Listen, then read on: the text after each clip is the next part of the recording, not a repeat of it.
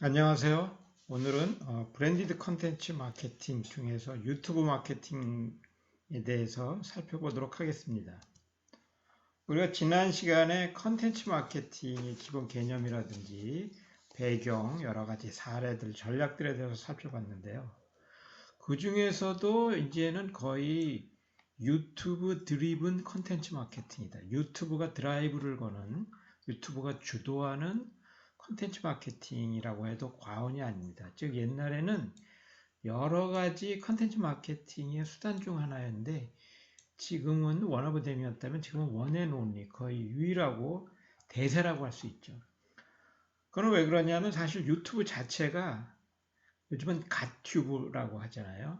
사용 시간이라든지 검색량이라든지 뭐 여러 가지 면에 있어서 그 광고 매출이라든지 기존의 뭐 네이버라든지 페이스북이라든지 카톡 이런 것들을 압도하고 이미 대세가 되었다는 거예요.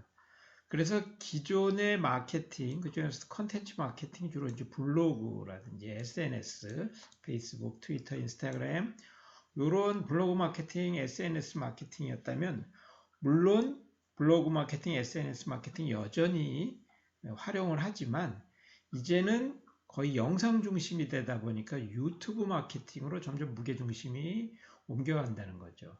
그리고 기존의 블로그라든지 페이스북, 트위터 같은 거는 주로 이제 텍스트 중심이었어요. 물론 인스타그램 같은 경우는 어느 정도 이미지가 있지만 그렇지만 이제 점점 영상 세대가 되었죠. DMZ 세대 같은 경우. 그래서 컨텐츠도 영상 중심으로 변해갔다라는 거예요. 그리고 블로그라든지 이런 것들이 막 대세였을 때는 거의 대부분의 기업들이 이제 홈페이지라든지 웹진을 다 오픈을 했었죠. 가지고 있었죠. 근데 이제는 웬만한 기업들이 옛날에 홈페이지나 웹진 개설하는 것처럼 자체의 어떤 유튜브 채널, 무슨 TV 이런 것들을 많이 갖게 되었어요. 그렇게 되는 거는 우리가 이제 디지털 네이티브다라고 해서 MZ 시대가 이들은 이제 젊은 세대는 태어날 때부터 디지털과 함께 성장했던 세대였고 특히 최근에는 그 중에서도 이제 모바일 테크놀로지, 모바일 기반이었어요. 그래서 이것도 모바일도 그전에는 모바일 퍼스트였다가 이제는 거의 모바일 온리. 이제 모든 게 거의 모바일 하나에서 통합되는 그러한 측면이죠.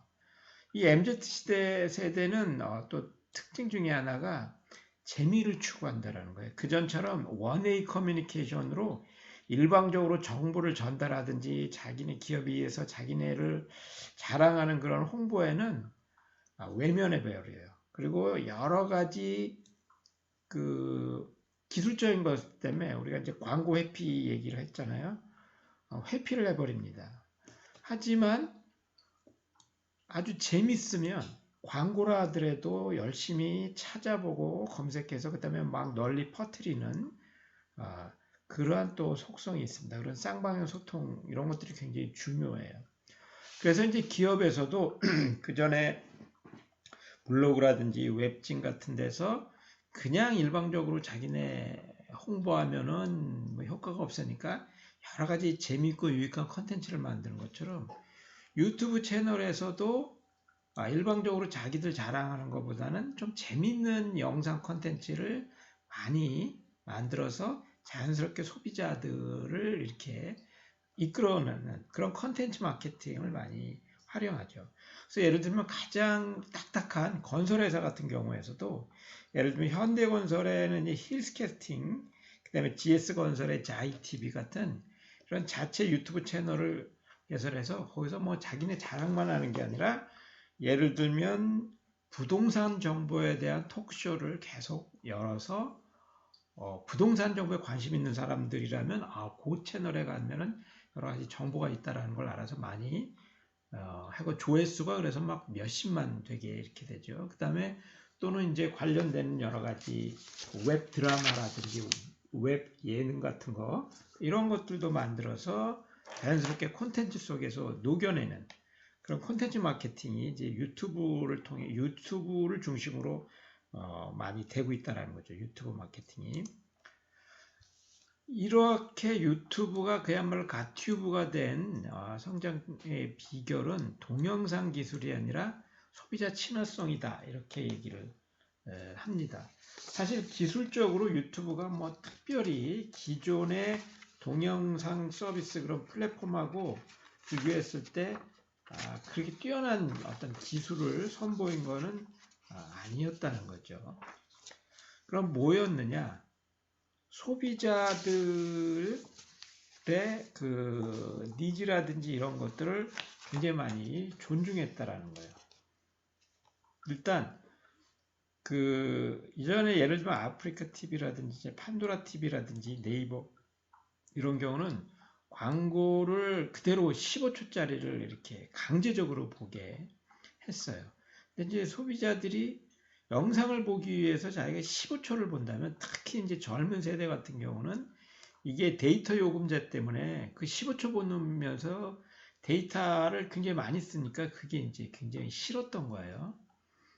그래서 유튜브에서는 5초까지는 이렇게 보고 그 다음에 5초 넘어가서 자기가 광고를 보기 싫으면 왜 건너뛰기를 우리가 클릭할 수 있잖아요. 스킵을 할 수 있게 그렇게 했습니다. 그래서 소비자들이 광고 회피하는 그런 성향을 존중했고 그럼 5초 보고서는 거기서 그냥 뛰어넘어 버리면 광고주들 입장에서는 광고비를 대신에 면제해 줬어요. 그래서 5초를 보고 그냥 뛰어넘어 버리면 광고비를 안 냅니다. 광고를 물지 않아요. 그래서 광고 효과를 높이려는 광고주들하고 그 다음에 소비자들의 광고 회피에 대한 이런 것들을 서로 존중하고 절충한 결과가 어찌 보면은 그 유튜브가 폭발적으로 성장하게 됐던 계기이기도 합니다. 그리고 그 이전에 아프리카 TV라든지 이런 데서는 주로 BJ가 있어가지고 별풍선 이런 걸로 이제 수익을 창출하는 걸로 했어요. 그러다 보니까 아프리카 TV 같은 경우는 뭐냐면은 그 아프리카 TV 채널에 모여있는 그 사람들만을 집중적으로 굉장히 아주 자극적인 컨텐츠로 별풍선을 받아내기 위해서 그들을 신경을 쓰죠. 그래서 막 늘려고 하는 플랫폼에 더 많은 소비자들이 몰리게 하는 이런 노력을 상대적으로 안 했죠. 그 다음에 네이버 TV 같은 경우도 15초 이런 거를 또 강제했고 그리고 또 하나는 채널을 TV를 지금은 좀 달라졌지만 그전에 유튜브는 누구나 자기 채널을 개설할 수 있었는데 네이버 TV 같은 경우는 300명 이상 구독자가 돼야 채널을 개설할 수 있게 그렇게 제한을 했어요. 그러니까 그런 어떤 소비자 친화적이지 않고 소비자 접근성에 있어서 떨어지다 보니까 유튜브가 급격히 성장하게 되었고요. 그 다음에 그걸 보는 사람뿐 아니라 그걸 만드는 창작자들에게도 수익을 배분하고 새로운 직업을 부여했습니다. 그 이전에 우리가 블로그라든지 이런 거 했을 때 그걸로 돈 벌었다는 물론 파워 블로그는 있었지만 돈 버는 얘기는 별로 없었어요. 왜냐면 그 전에 팟캐스트라든지 이런 데 있어서는 그걸 만든 사람들에게 금전적 보장이 거의 없거나 아예 없었어요. 아주 굉장히 그러니까 파워블로그가 돼서 자기가 어디서 협찬을 받던가 아니면 뭐 광고 이렇게 실려봐야 그렇게 많지가 않았는데 유튜브 같은 경우는 광고 수입의 55% 수익을 유튜버들에게 주고 유튜브 자체는 자기들이 45%를 가져가게 됐죠. 그러면서 이게 사람들이 유튜브에서 어느 정도 조회수가 나오면 광고가 붙고 뭐 그걸로 대박을 쳤다 뭐 막 이런 소문이 나고 그러면서 유튜브가 막 성장을 하게 되었어요. 그 이전에 블로그라든지 SNS 같은 경우 왜 사람들이 하느냐에 대한 거를 이렇게 쭉 분석한 거에 보면 대부분은 자기 표현이고 다른 사람들과의 관계 맺기였습니다. 그런데 유튜브를 통한 자기 표현하고 그 다음에 다른 사람과의 관계 맺기에다가 경제적인 동기까지 더 자극을 했죠. 유튜브를 통해서 자기가 만들고 싶은 거를 드러낼 뿐 아니라 그걸 통해서 돈도 벌 수 있다라고 하는 이런 것들이 생기면서 급격히 성장하게 된 것이죠. 그래서 특히 유튜버들의 이제 기존의 표현에 대한 욕구라든지 관계 맺기에 대한 욕구뿐 아니라 경제적 동기를 자극하게 된 게 광고 수익을 55%를 이제 나눠 가진 거죠. 그래서 유튜브에 보면 거기에 이제 YPP라고 해서 유튜브 파트너 프로그램을 신청을 하면 거기에 이제 신청해서 참여하면 거기서 이제 승인을 받아야 되는데, 물론 이게 자기가 유튜브 채널 만들었다 그래서 다 광고가 붙을 수 있는 건 아니에요. 아직까지는 구독자가 1000명 이상이 돼야 되고, 그 다음에 연간 총 시청 시간이 4000시간 이상이 되어야 돼요. 그래서 사실 처음에 사람들이 뭐 예를 들면은 보람TV 이런 거 애들 막 노는 거 찍어가지고 막 몇십억 벌었다 하니까 엄마들이 그거 만든다고 거의 애 잡다시피 했는데, 이게 구독자 1000명 모으기 쉽지 않아요. 그 다음에 총 4000시간 이것도 쉽지 않습니다. 하지만 어느 정도 자기가 일정 규모 이상으로 컨텐츠가 재미있어 가지고 이제 구독자하고 그러면 또 뭐 1000명, 10,000명 또 금방 또 이렇게 돼서 막 엄청나게 되니까 그런 것들을 통해서 이제 광고를 하게 되었고, 근데 그러면 정확하게 그 기준이 뭐냐라고 했을 때 단순하게 구독자 수가 많거나 조회수가 많다 그래서 또 광고 수입을 많이 받는 건 아니라 그래요. 그것뿐 아니라 뭐 동영상 수라든지 영상 길이, 좋아요 수 이런 것들을 통해서 이제 광고 수익을 배분하고, 그다음에 똑같은 그 컨텐츠마다 다 광고료의 책정 기준이 다르다고 합니다. 그래서 일률적으로 뭐 조회수가 뭐 10만이라 그래서 조회수 한 번당 얼마 이렇게 얘기하기는 좀 곤란하다 그래요. 다 그 알고리즘이 다 다르고, 그래서 대체적으로 아동용 콘텐츠에는 광고 단가가 좀 저렴하고, 책이라든지 영화, IT 이런 거 리뷰하는 거는 좀 광고 단가가 좀 비싸고, 그래서 요거마다 이렇게 좀 다른데, 우리가 RPM이라 그래가지고 1000회 노출당 수익 요거를 이제 기준으로 많이 얘기를 합니다. 근데 요것도 또 나라마다 다르다 그래요.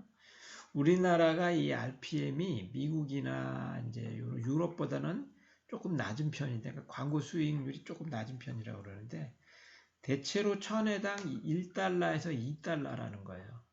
그러니까 1000번에서 1달러면은 1000원이잖아요. 그러니까 1000원 좀 넘게 받는 거예요. 그러니까 조회수 한 번당 1원 정도 받는다고 할 수 있죠. 그러니까 10,000번 조회수 하면 10,000원이고 10만 번 하면 이제 10만 원. 이렇게 얘기할 수 있는데, 그것도 일률적으로 같진 않아요. 이제 대체. 그리고 유튜버에서는 이제 그런 구독자가 그 크리에이터들을 이렇게 격려하기 위해서 이제 구독자가 10만이 넘으면 실버 버튼, 100만이 넘으면 골드 버튼, 1000만이 넘으면 다이아 버튼, 그래서 그런 것들 이렇게 상찬하는 그런 시스템을 마련해 가지고 사람들이 막 유튜브 컨텐츠 부지런히 올리고 그러다 보니까 이렇게 북적북적거리는 이제 플랫폼이 된 거죠. 이렇게 유튜버들한테 광고비라든지 수익이 들어가니까 크리에이터라고 하는 1인 창작자가라고 하는 새로운 직업이 그야말로 탄생했습니다. 창직이라고 그러죠. 그래서 2019년에 미디어 콘텐츠 창작업이라고 하는 새로운 업종 코드가 생겼어요. 유튜버라든지 뭐 BJ라든지. 기존에는 이런 사람들이 종합소득을 신고할 때는 기타 자영업자로 분류해서 이렇게 했는데, 2019년에 처음으로 했는데 2019년에 처음으로 업종 코드가 신설됐을 때 미디어 콘텐츠 창작업자로 종합소득을 신고한 사업자는 2,776명이라 그래요. 근데 사실 요 사람들 말고도 그냥 기존대로 기타 자영업자로 소득을 신고한 사람들도 꽤 있을 걸로는 추정을 하고 있습니다. 근데 어쨌든 이제 2019년에 이제 2020년에는 더 늘었겠죠. 거의 한 3,000명 이상의 사람들이 나는 유튜버, 미디어 콘텐츠 창작업이다라고 하는 자기의 직업을 그렇게 천명하는 사람이 나왔다는 거죠. 그래서 2019년에 실제 신고 수익 금액의 총액이 875억. 인데 이거를 요 숫자로 나눠보면 1인당 평균 3,150원, 50만 원 정도 이렇게 된다 그래요. 뭐 그렇게 보통 정도는 되는 거죠. 근데 요게 상위 1%, 27명의 평균 연봉은 한 6억 7천만 원 정도인데, 하지만 절반인 50%, 나머지 절반은 100만 원밖에 안 된다는 거죠. 그러니까 이게 사실 어떻게 보면 빈빈 부익부이고 이게 좀 많이 부풀려져 있어요. 대부분 절반은 1년에 100만 원밖에 못 번다는 거예요. 그런데 우리가 예를 들면 뭐 유튜브 갑자기 화제가 된 게 보람TV 같은 경우 1년이 아니라 한 달에 거의 30억 번다. 뭐 이제 이런 식으로. 그래서 뭐 억대 연봉이 아니라 진짜 그런 사람들도 이제 많이 생기기는 했죠. 이 크리에이터 1인 창작자가 생기면서 MCN, 멀티 채널 네트워크라는 다중 채널 네트워크라는 것도 등장을 했습니다. 크리에이터 유튜버의 컨텐츠 기획, 제작, 편성, 교육, 저작권 관리, 그 다음에 중요한 건 주로 수익 창출, 매니지먼트죠. 프로모션 해주고 어떤 브랜드라든지랑 연결해가지고 뭐 PPL을 한다라든지 광고를 붙인다라든지 여러 가지 협찬을 받는다라든지 이런 것을 지원해주는 서비스 산업이에요. 그래서 요 MCN이 어찌 보면 새로운 굉장히 미디어 기업이고 그 다음에 컨텐츠 기업으로 부상을 했습니다. 그래서 요 배경은 역시 디지털 네이티브라고 할 수 있는 이제 MZ 세대들이 영상 중심이고, 그런데 특히 요 디지털 네이티브 최근에 MZ 세대들은 스낵 컬처, 그 이전에도 있었지만, 그래서 이렇게 스낵 먹듯이 그렇게 긴 거 안 봐요. 한 3분도 길지. 요즘은 아주 짧게 과자 먹듯이 그런 가벼운 문화를 즐기고, 그 다음에 버티컬 미디어라고 해서 그 수직적인 미디어인데 모든 것을 다 다루는 것이 아니라 특정한 분야의 소식만을, 컨텐츠만을 다루는 그런 미디어에 굉장히 많이 소비하고 그런 소비. 그 다음에 밈이라 그래서 인터넷에서 막 흔히 말하는 짤방 있잖아요. 이렇게 아주 짧게 되어 있는 거. 그런 것들을 이렇게 즐기다 보니까 이제 컨텐츠에 대한 수요가 늘어나고, 그래서 이제 유튜브에서 이제 크리에이터들이 막 생겨나고, 그러니까 그 사람들을 이렇게 서포트하고 매니지하는 그런 기업, 그런 업종이 생긴 거죠.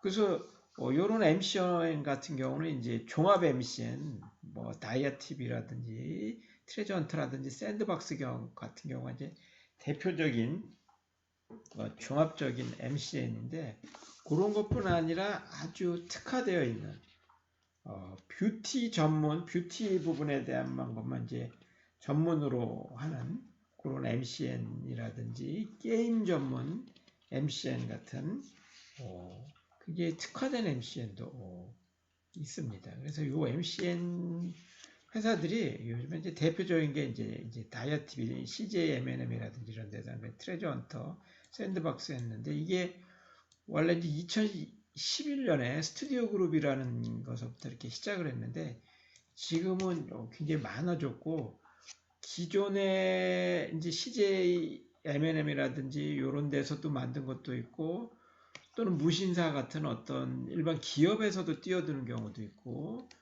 그 다음에 뭐 MBC라든지 SBS 하는 기존의 레거시 미디어 쪽에서 뛰어드는 경우도 있고 좀 많아지고 있어요. 그래서 외국 같은 경우는 원래 이제 이런 뭐 메시미아라든지 오썸 TV라든지 메이크 스튜디오, 풀 스크린 이런 식으로 많이 있고 이런 것들 중에는 우리나라에 이렇게 들어와 있는 그런 MCN도 있습니다. 콜랩 같은 경우가 원래 미국에 본사를 된 이제 근데 한국에 이제 브랜치로 들어와 있죠. 그래서 요런 데 같은 경우는 결국에는 뭐냐면 자기들이 얼마나 유명한 크리에이터들을 많이 확보하고 있느냐 이런 거예요. 다이아 TV 같은 경우는 자체 케이블 채널도 있고 그래서 큐레이터가 한 1,500명 된다 그래요. 뭐 대도서관이라든지 뭐 이런 사람들 다 있고 트레저 헌터는 한 700명 정도, 샌드박스 같은 경우 한 400명 정도, 도티라든지 뭐 이런 크리에이터 이런 정도를 이렇게 확보해서 이 사람들의 여러 가지 컨텐츠를 기획하고 제작하고 홍보하고 그 다음에 여러 가지 수익 창출하는 그런 업종이에요. 그래서 이런 MCN이 하나의 유튜브의 사업으로 많이 발행을 하고 거기에 대해서 이제 증가를 하고 있는데 이 MCN의 수익 모형은 어찌 보면 기존 미디어 기업의 수익 모형과 사실 동일합니다. 즉 뭐냐면 예를 들면 우리가 신문사라든지 방송사 이런 데를 보세요. 원래 거기에 신문사는 이제 신문 콘텐츠라든지 방송사 같은 경우는 뭐 드라마라든지 뭐 예능이라든지 교양 프로라든지 이런 거를 콘텐츠를 제공을 하잖아요. 그러면은 그거를 보기 위해서 사람들이 막 이제 그 콘텐츠를 소비를 하고 거기를 많이 보게 되죠. 그래서 소비자들이 북적북적거리면서 많이 보면 거기에 이제 광고를 끼워서 집행해가지고 수익을 창출하는 구조예요. MCN도 마찬가지입니다. 기본적으로 MCN에서는 결국에는 뭐냐? 원래 유튜브라든지 여러 가지 채널에 크리에이터들이 자기들이 막 만들었어요. 원래는 손수 창작물이죠. 근데 그런 사람들을 확보해가지고 유명한 어떤 크리에이터라든지 이런 사람들을 확보하고 그래서 컨텐츠를 제공을 하죠. 그래서 그런 뭐 대도서관이라든지 뭐 도띠라든지 이런 데 사람들이 막 그거를 보려고 콘텐츠 소비자들이 거기 막 이렇게 몰리죠. 그 플랫폼에 복잡복잡하니 몰리면 거기에 이제 광고를 끼워 넣어서 광고를 집행해가지고 수익을 창출하는 그러한 비즈니스 모델입니다. 기존의 거랑 달리. 근데 이제 그것뿐 아니라 자체적인 그것뿐 아니라 유튜브 주로 광고가 이제 대부분이지만 이런 경우는 이제 유튜브를 통해서 하는 거잖아요. 이제는 이런 MCN에서 자체적인 컨텐츠 그러니까 그 무슨 뭐 먹방이라든지 만약에 아니면 보람 TV 이런 경우도 보면은 그거와 관련되는 여러 가지 스폰서십을 많이 받아요.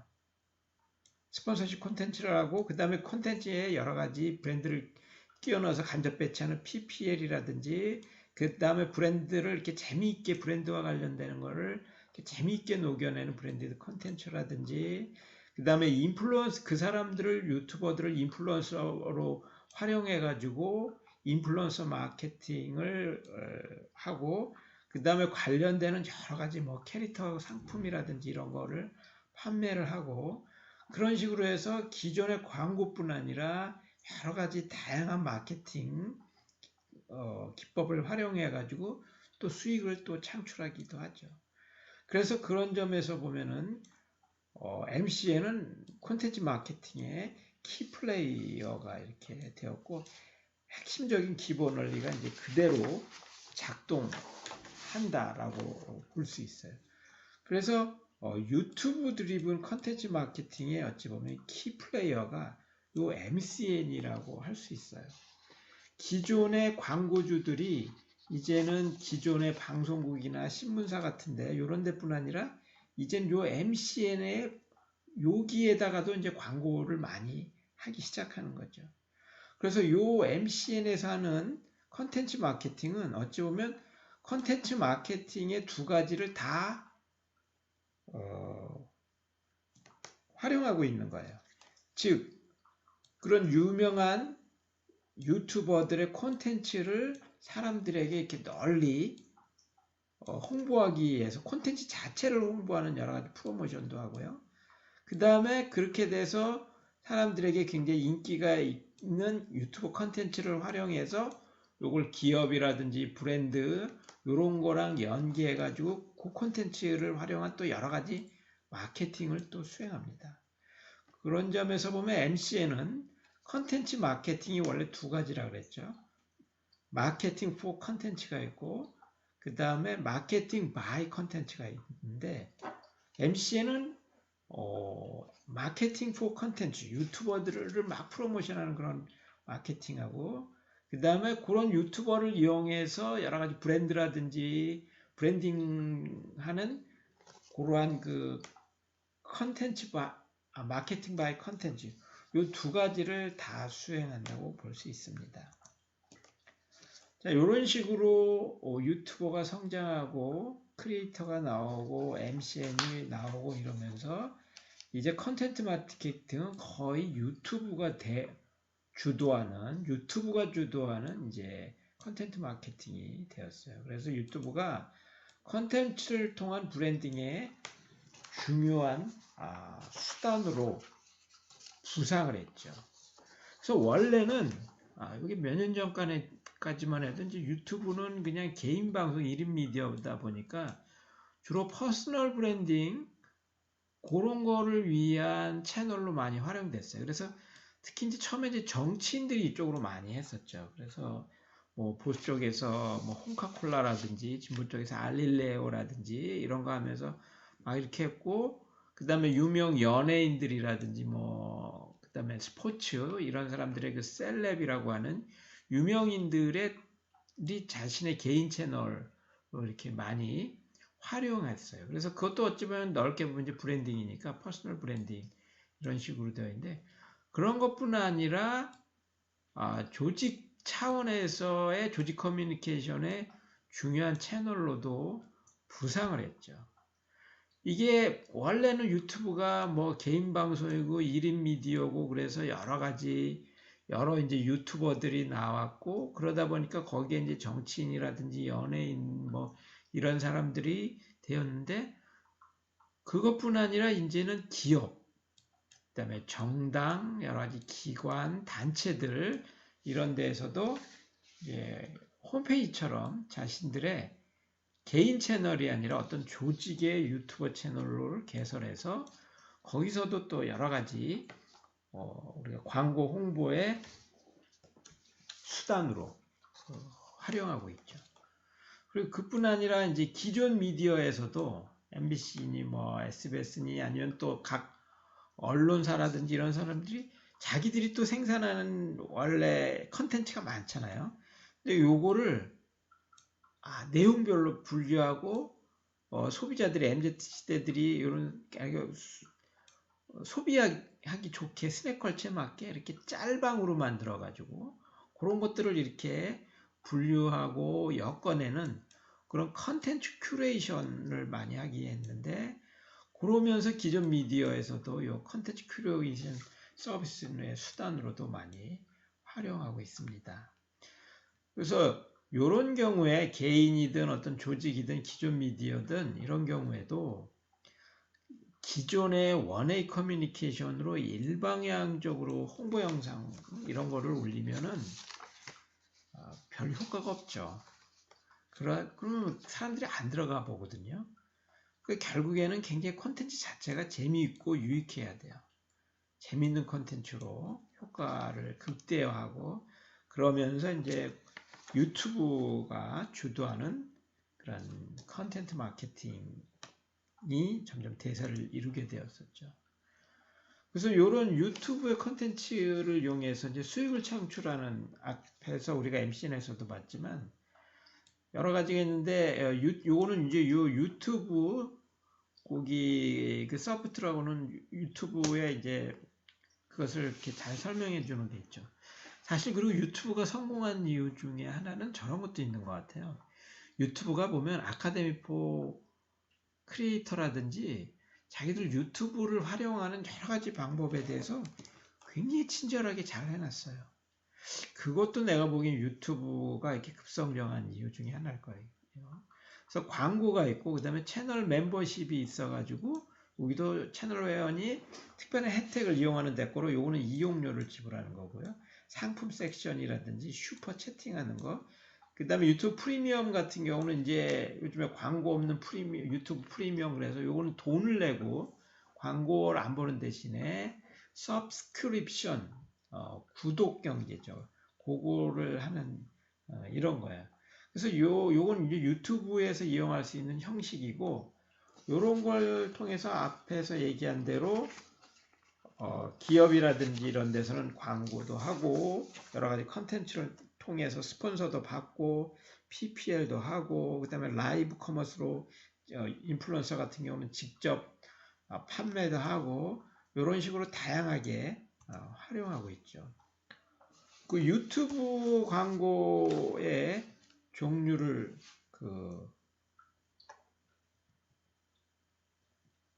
보면은 이거는 이제 요 유튜브 채널에 그 유튜브 소프트에 나와 있는 건데 거기서는 네 가지로 분류하고 있어요. 공식적으로 유튜브에서는 스킵업을 애들아 그래서 건너뛸 수 있는 광고 앞에서 얘기한 대로 우리가 광고 어떤 거 처음에 볼 때 보면은 5초까지 하고 그 다음에 건너뛰기 나와요. 그거 할 수 있는 경우가 있습니다.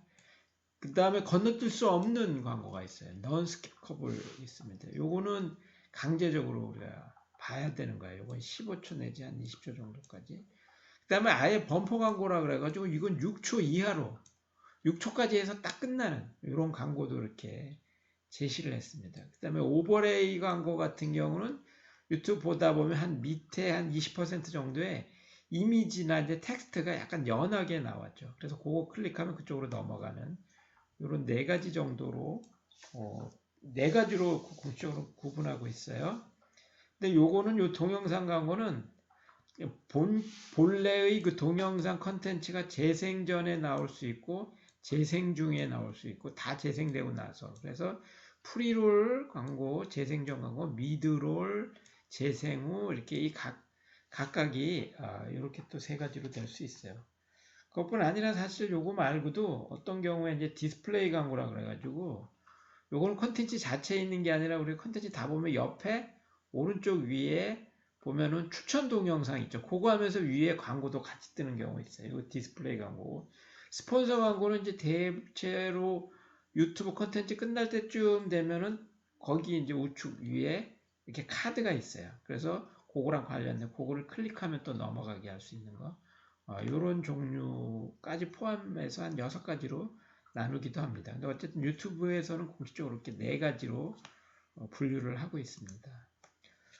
근데 주로 이제 유튜브 광고가 특히 이제 굉장히 주목을 잘 받고 효과가 있는 광고들의 특성을 보면은 일단 굉장히 짧다라는 거예요. 왜냐하면은 5초 건너뛰기 기능이 있기 때문에 건너뛰다가 아니면 범퍼 광고 같은 거 막 이렇게 6초이고 그러다 보니까 유튜브는 기존의 방송 광고보다도 더 짧게 그래서 앞에서 굉장히 강한 임팩트를 줘야 될지 그렇지 않으면 이제 스킵하게 되니까요.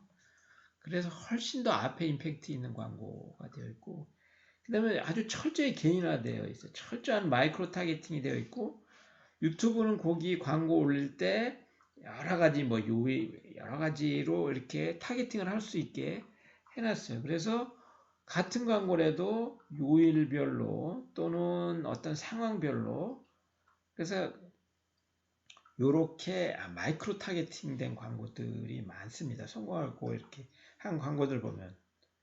그리고 우리가 같은 컨텐츠라 그래서 광고가 똑같이 달리는 게 아니라 그래요.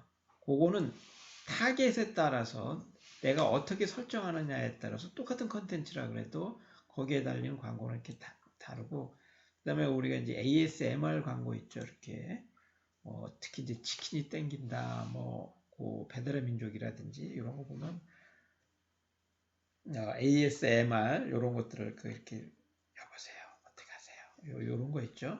그런 거를 활용한 광고들이 많고, 그 다음에 또 굉장히 짧은 거 못지않게 반대로 아주 긴 광고들도 꽤 있어요.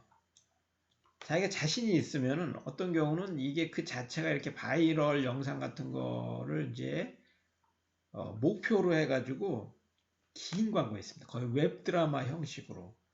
그래서 이런 광고들도 어찌 보면 막 화제가 되고 재미있으면 또 그걸 막 유포하고 찾아보고, 그래서 조회수가 광고임에도 불구하고 굉장히 높은 경우가 있고, 그 다음에 콜라보레이션은 이제 유명한 그 크리에이터들하고 그래서 같이 콜라보레이션을 하는 그런 광고들도 또 보면 이렇게 주목도가 높아요. 그래서 병맛 더빙 있죠. 이렇게 그거를 이용해가 그거랑 이제 콜라보를 뭐 한다라든지, 그다음에 그 우리나라 그 관광에 대한 거, 범 내려온다 이런 거 같은 경우도 이제 이날치 밴드랑 콜라보해서 하는 광고라든지 이런 것들이 있고, B급 광고 같은 경우는 그 병맛 더빙 그것도 일종의 이제 B급 광고인데, 우리 유튜브에 보면 가끔 약 빨고 만든 광고, 뭐 병맛 그런 것들이 있어요. B급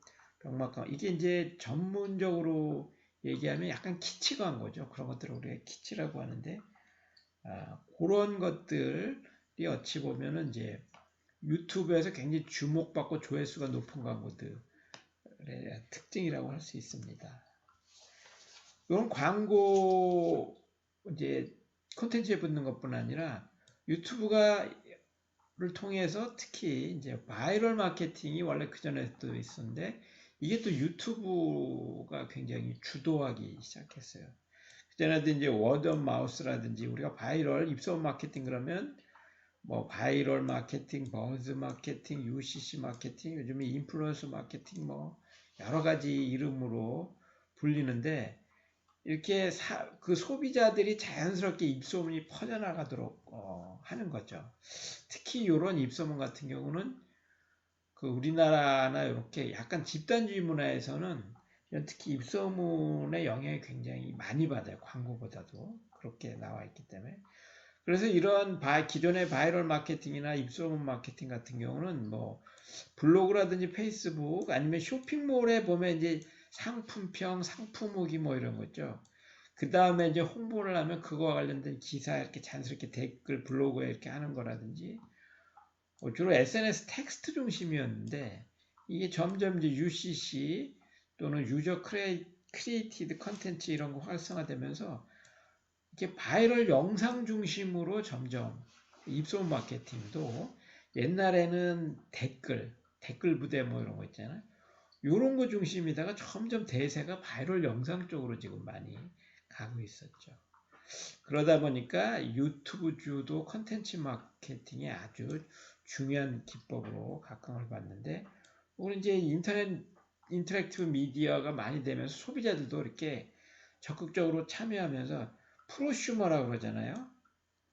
프로듀서, 생산자랑 소비자가 이제 합친 거. 그래서 이거를 이제 생비자라고, 생산 소비자라고 해서 이렇게도 번역하는데, 원래 DIY 제품이라든지 이런 게 많이 생기는 것도 소비자가 그냥 수동적으로 머무르는 게 아니라 자기가 생산자와 같이 굉장히 능동적이고 적극적으로 그 인터랙션하는 그런 소비자들이 등장하면서, 이 소비자들을 단순히 소비자가 아니라 하나의 마케터로 활용하는 것, 그것이 어찌 보면 이제 입소문 마케팅이죠.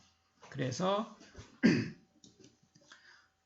우리가 이제 거기에 대한 여러 가지 입소문을 이제 내려고 여러 가지 많이를 하는데, 이런 것의 이제 특징은 사람들이 왜 이런 다른 사람들이 만든 영상이라든지 자연스럽게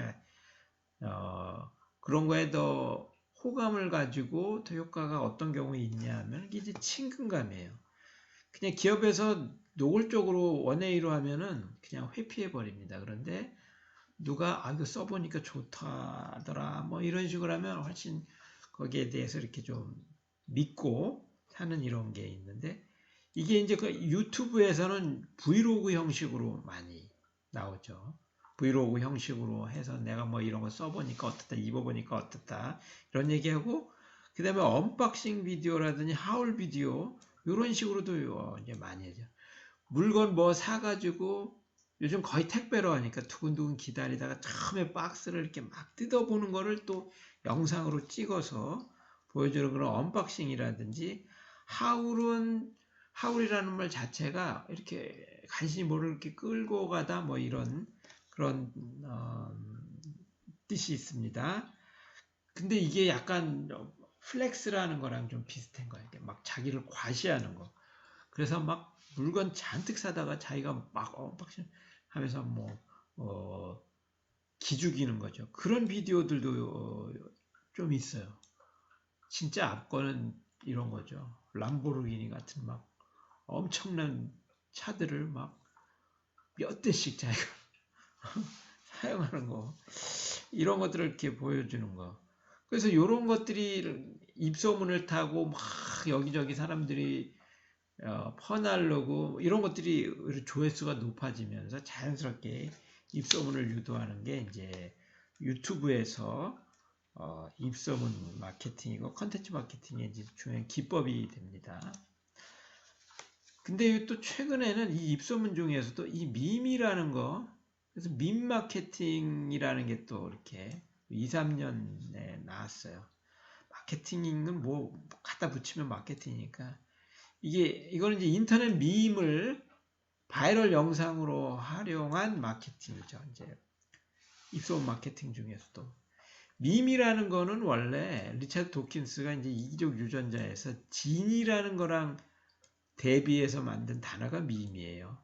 밈은 원래 미메틱이라는 것은 미메시스, 모방한다라는 건데, 모방하는 유전자라는 거죠. 그래서 이거는 생물학적 유전자가 아니라 우리가 이제 문화 유전자라고 이렇게 번역을 하는데, 근데 이 리차드 도킨스가 원래 생물학적인 유전자고 이게 이제 문화 유전자라는 의미로 했는데, 이게 인터넷 미디어 환경에서는 약간 조금 그거에서 조금 달라지면서, 기본적으로 이제 모방인데, 인터넷을 통해서 모방되어 퍼지는 특정한 형태의 생각이라든지 스타일, 행동, 이런 거를 이제 인터넷 밈이라고 얘기를 합니다. 그래서 어떤 행동이 그런 거 있잖아요. 어떤 그 전에 뭐 보면 영상 같은데 보면 누가 어디 뭐 뛰어내리는 거 이런 거 하면은 그게 막 다른 사람들도 흉내내면서 그게 막 커져나가는 거예요.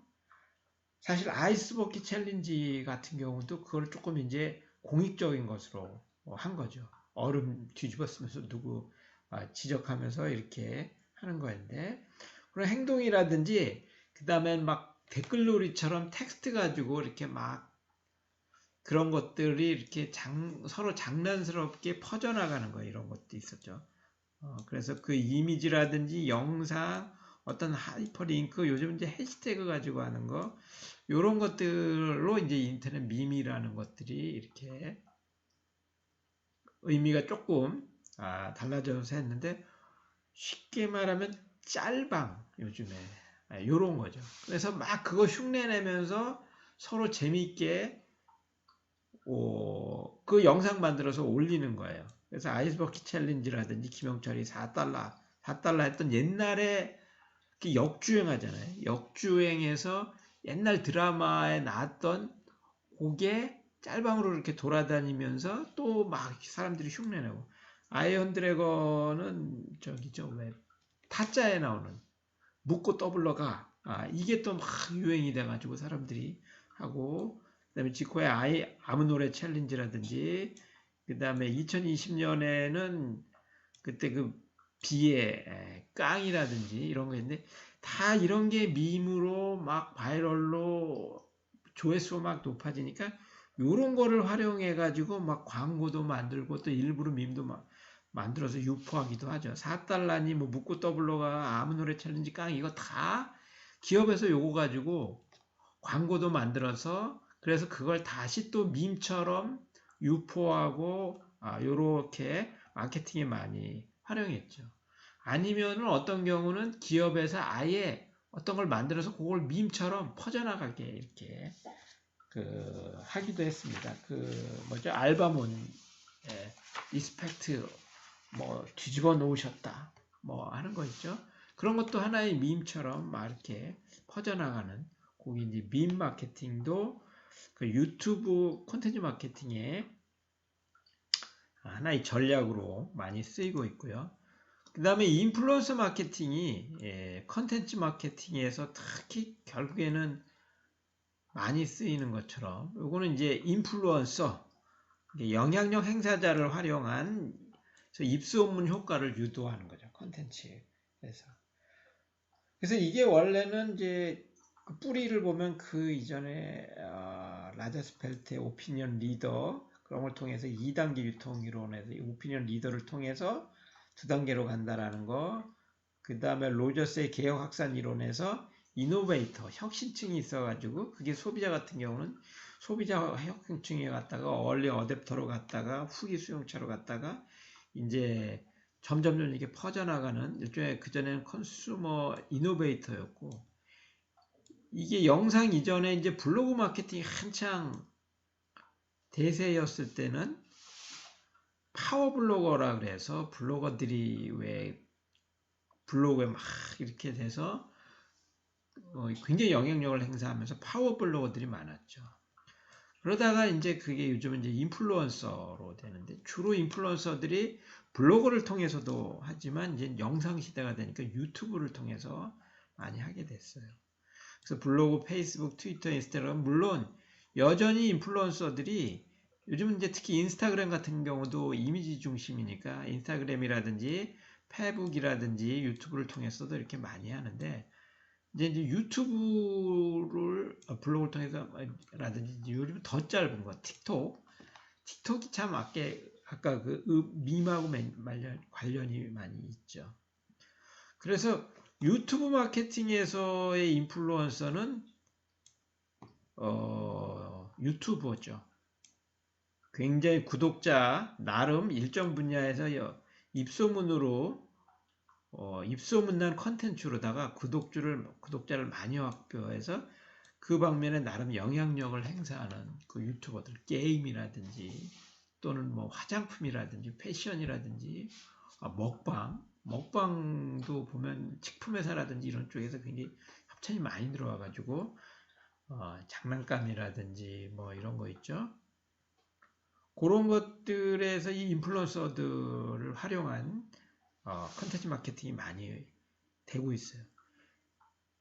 이 왕망이라고 그런다 그러죠. 중국에 요즘은 KOL 그래서 키 오피니언 리더인데 이 왕망들의 그 영향력이라는 건 뭐 엄청나다 그러잖아요. 왕망이 한 번째 쫙 떠서 어떤 제품에 대해서 그럼 1시간, 2시간 하면은 뭐 그야말로 이제 완판 시켜버리는. 그래서 이게 라이브 커머스랑도 이렇게 많이 연계돼서 실질적으로 이런 인플루언서들이 그대로 라이브 커머스라든지 미디어 커머스를 이용해서 제품 판매랑 직접적인 커머스랑 연결되기도 하죠.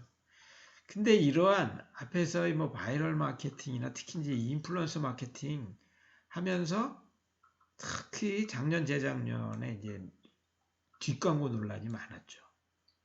내 돈 내산. 그래서 이거 내 돈으로 내가 산 거다라고 하면서 마치 순수하게 내가 내 돈으로 사서 내가 써보니까 굉장히 좋더라라고 해서 많은 소비자들이 정말 그 순수하게 그런가 보다 했는데 알고 보니까 돈 받고 협찬받은 거였다는 거죠. 그래서 뒷광고 논란이 돼서 굉장히 많은 비난을 받고 그래서 작년에 아예 법이 개정됐어요. 그래서 2020년 9월부터 시행이 되는데 유튜브 컨텐츠에도 이게 광고라는 거를 명확하게 표기하게 돼 있어요. 처음에 시작할 때. 또 인스타그램 같은 경우도 해시태그 맨 처음에 이거 광고다라는 거를 표기하게 돼 있습니다. 원래 그 이전에도 파워블로거들도 비슷한 논란이 있어가지고 파워블로거들이 마치 자기가 써보고 정말 순수하게 사용 후기 올린 것처럼 했는데 알고 보니까 돈 받은 거였다라고 해서 거기에 대해서 많은 사람들이 배신감을 느끼고 비난을 하니까 이미 몇 년 전부터 블로그 같은 경우는 파블로거들이 어디서 협찬받아서 블로그 작성할 때는 꼭 거기 표기하게 되어 있습니다. 근데 브랜드 저널리즘이라든지 저 네이티브 애드 같은 경우도 언론사에서 기사처럼 작성한 거, 이거 소비자를 오인할 염려가 있기 때문에 거기에 대해서 광고라는 거를 이렇게 분명하게 밝히도록 되어 있죠. 그런데 이제 유튜브는 그런 게 없었어요. 그래 놓고 내돈내산이라 그러니까 이게 이제 뒷광고 논란이 되니까 유튜브 마케팅에 대해서도 유튜브 여러 가지 컨텐츠에 대해서도 명확하게 표기하도록 관련 표시 광고를 이제 개정을 했습니다. 그래서 이제 이런 여러 가지 유튜브가 특히 이제 콘텐츠의 새로운 플랫폼이 되면서 콘텐츠 마케팅에서도 이제 유튜브를 중심으로 돌아가는 전반적인 것을 살펴봤습니다.